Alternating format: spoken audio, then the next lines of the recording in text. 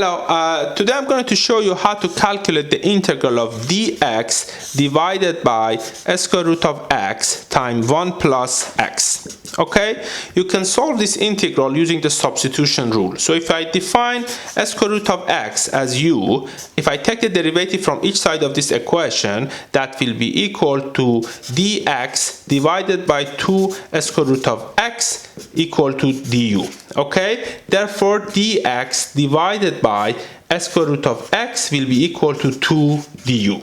Okay, also as we define here square root of x is equal to u, therefore you can conclude that x is equal to u too. Okay, and therefore 1 plus x, as we have here, 1 plus x will be equal to 1 plus u2. Okay, so now if you substitute this expression into this integral, you can rewrite this integral as integral of, instead of dx divided by square root of x, dx divided by square root of x, I simply write 2 du. Okay, and instead of 1 plus x, I simply write 1 plus u2.